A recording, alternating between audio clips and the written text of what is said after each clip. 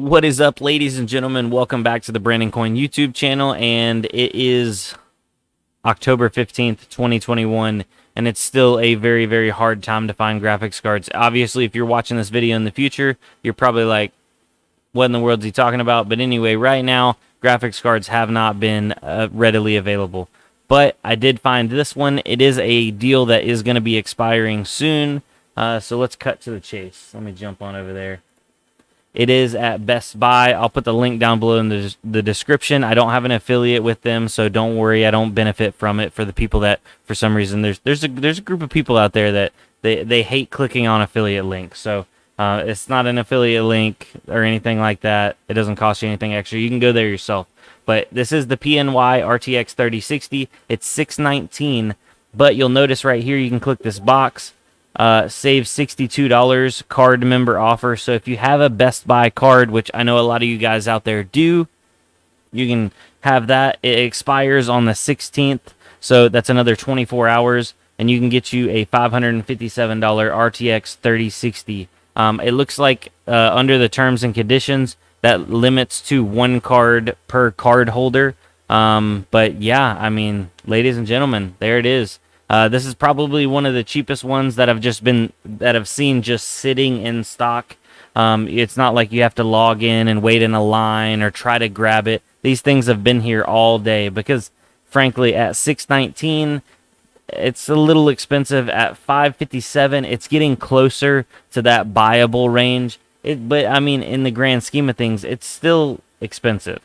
If you go to like StockX or eBay, this is cheaper than like street prices and scalper prices. So I guess you get the benefit of being able to return it to Best Buy and buying it new. You don't have to buy it from a second hand or used. So I guess that you can weigh it out and you can make that decision yourself. But now going over to what to mine, these bad boys will do low 30 mega hash range, and currently the most profitable algorithm to mine on them is Ethereum. So it looks like before power, you're looking at almost $2.50 a day, $2.43 as of right this second. So if we took our $558 and divided that by 2.43, you're looking at 229 days to ROI. Divide that by 30, or 7.6 months. Normally a little bit higher than what I like to buy. I like to buy stuff that's under 200-day ROI, or about 6 months, not 7 months. But at this point, it's splitting hairs, and it's almost like, are cards ever going to become available? Kind of got to, beggars can't be choosers. Obviously, this can do more than just Ethereum. These bad boys can do some Ergo. Looks like $2.16 a day on Octopus on NiceHash or Ergo. $2.27 a day direct mining Ergo. So it's pretty profitable there. Raven Coin, $2.21 a day. That is 22 mega hash on Kapow. Burns a little bit more power, 140 watts on Kapow. But what about on Ergo? Where was it? 140 watts on Ergo. Okay. It looks like on Ethereum you can get them down to 110 watts, though. I'm not sure what mine's running. Hold on. Bear with me. Let me pull up my 3060 LHR.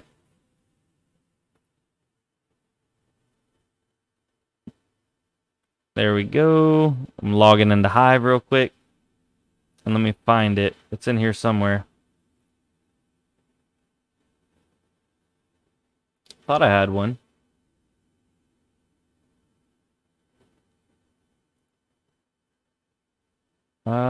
There it is. Okay.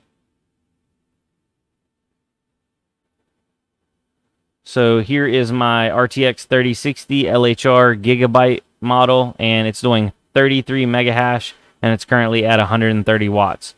Being that it's an LHR card, it does fluctuate up and down a little bit whenever it gets locked and unlocked, and the power also fluctuates with it. It doesn't sit at 130 watts. Let me get a refresh and see if it'll actually move, but it bounces.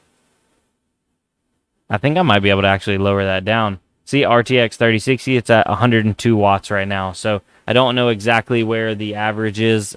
Ethermine, or what Demine saying 110 watts. But I might try to pull that back, see if I can't get it steady rock steady. But yeah, so there it is, ladies and gentlemen. If you want it, grab it. Comment down below. Let me know if you are gonna get one. Right now, I'm kind of in a conundrum. This deal expires in less than 24 hours, but I have a pending deal on a 3060 Ti FE, and I only try to use money that I'm making to reinvest back into it. So I don't know if I should, stay with the 3060 Ti FE. That I'm buying that from a Discord member. That those things do double the hash rate at almost the same wattage, so it's a better buy, even though it's a little bit more money. But I'm taking the risk buying it from somebody off of Discord. Even though we're using PayPal, it's just it's sketchy. Whereas Best Buy is not sketchy. So do I take the not sketchy route, not spend as much money, and get a less performing card? I don't know. I'm not sure. I guess we'll find out when I do a video on probably the worst RTX 3060 I've ever seen in my life. This cooler design is just plain, plain. I'd say it's lazy. This is a lazy cooler design. Even though it probably doesn't need much, I can't believe PNY just won't. Even just 2 fans. Come on. Even if this cooler just had 2 fans on it, smaller fans, it would still look better than this one large fan. Yeah, I don't know. Anyway. Alright, guys. Well, I guess I'm going to sign off. Not going to waste your time anymore. Hopefully I can find some more deals and hook you guys up in the future. But other than that, I'm going to peace out.